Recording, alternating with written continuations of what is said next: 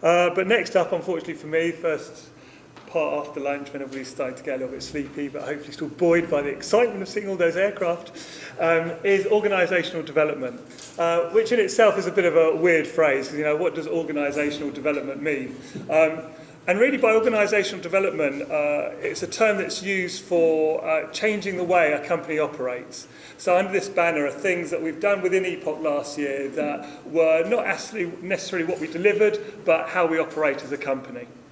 And rather than go through the plan, which was actually quite a long plan, because it picked out all the areas of weakness from staff survey and all the areas that came from some subsequent follow-up staff feedback we did, and we had a plan against each of them. And rather than bore everybody with that, what I thought I'd do is I'll just pick out a few clear areas where people have commented and just talk about what happened last year as a result of those comments.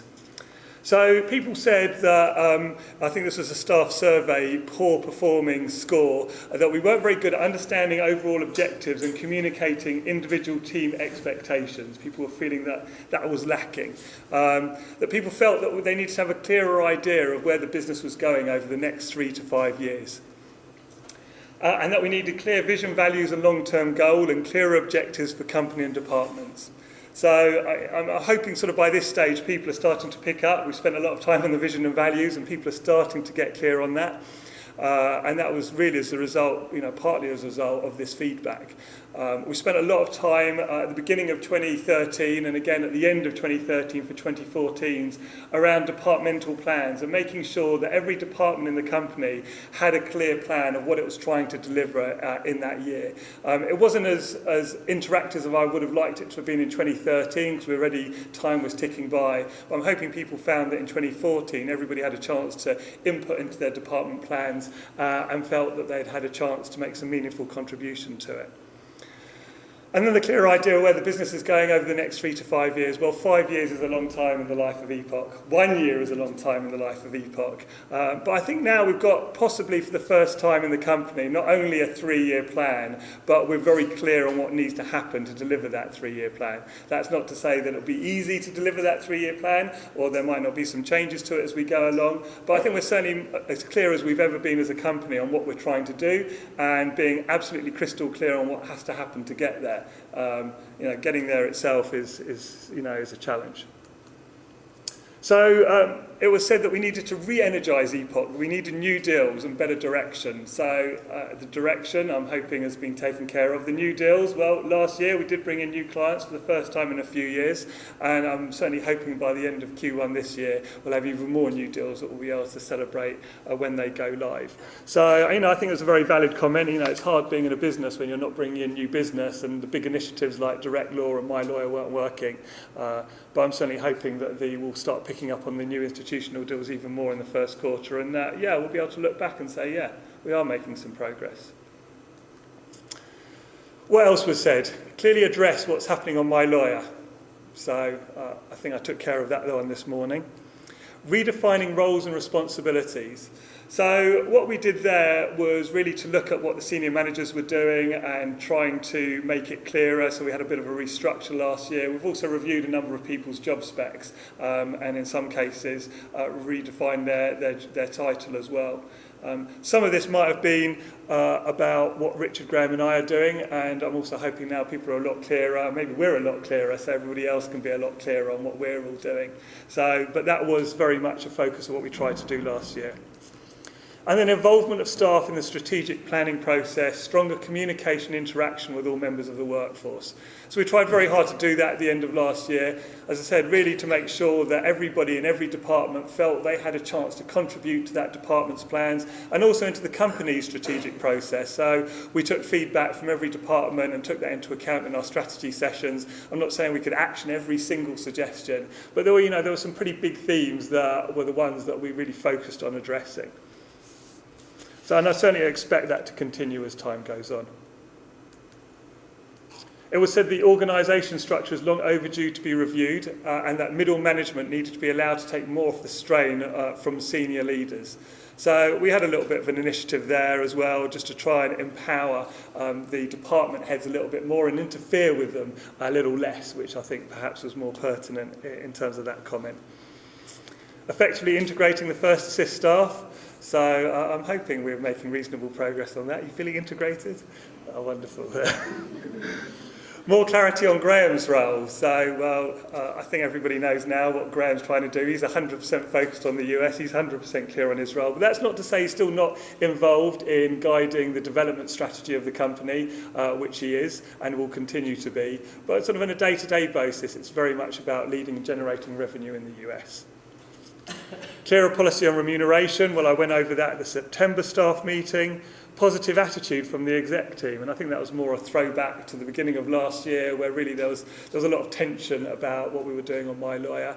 And so I'm certainly hoping, I know as a board of directors we're feeling much more positive and clear on our direction, so I'm hoping that people in the company are picking up on that in terms of us, being very comfortable with where we're going as a company now. And then finally, there was changes to the budget sign-off process. So up until one point last year, I was pretty much signing off every bit of expenditure that was going through the company. And that was a throwback to 5 years ago when there was only 8 of us, and it was very easy to sign off every bit of expenditure.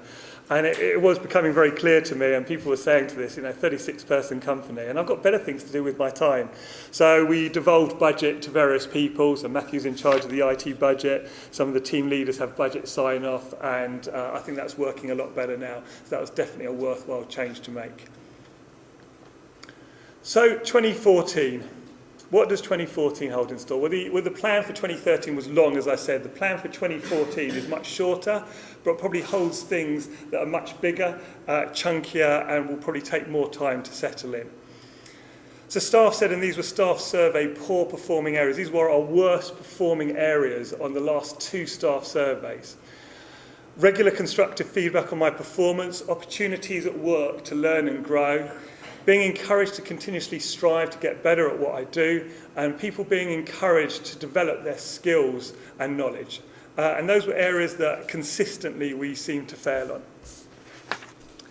The other thing that was coming through very clear, very loud and clear from feedback was about remaining focused. I mean, if there was one word that came through last year in terms of feedback, and I think Graham, Richard and myself all acknowledge that, focus. That's not to say focus at the expense of everything, and that doesn't mean that there's no new ideas, but it's much greater focus than we'd achieved in the past. And also about being a little bit more customer-centric, having more visible measures of how we're doing as a company, not only financially, but in the non-financial elements as well. So, what are we doing? Well, I'm going to use this diagram again because, for me, it really encapsulates where the company's been lacking for quite a long time, and that sort of alignment and fit of strategy from top to bottom.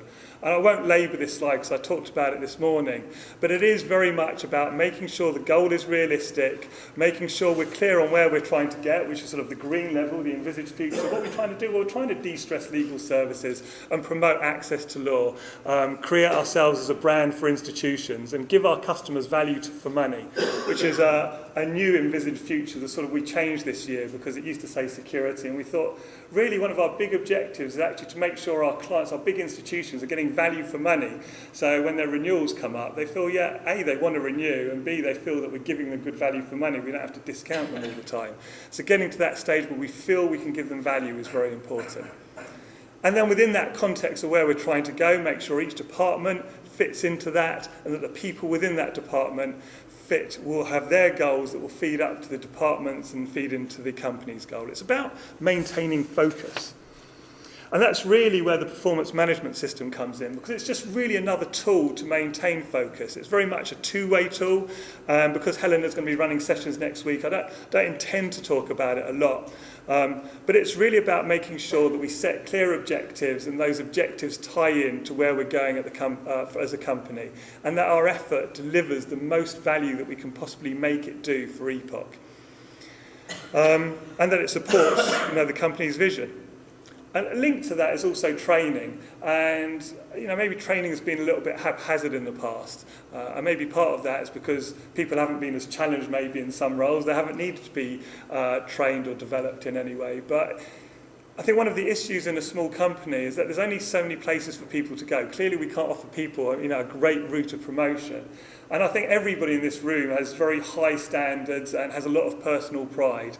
And most people want to be challenged in what they do. I mean, we don't want to be like in totally uncomfortable zone, but people can get bored of doing the same things. When you've been doing, Matthew's been developing Rapidots for 15 years, and there's a lot of people that have been doing broadly the same job for a long time. So there is that challenge. Now, how do we keep people motivated and challenged in their role? And part of that is, for this year, is going to be about people thinking themselves, what can I actually do to improve at what I do? Because if you think your team leaders have got the answers to this, you're sadly mistaken. Clever as they are, they don't have the answer to how every person in their teams can do better. They might have some suggestions, but I think it's incumbent on everybody, and I've done this for myself. How can I be a better CEO? How can Graham be a better leader in the US? How can Richard get more production out of, or more success out of the sales team?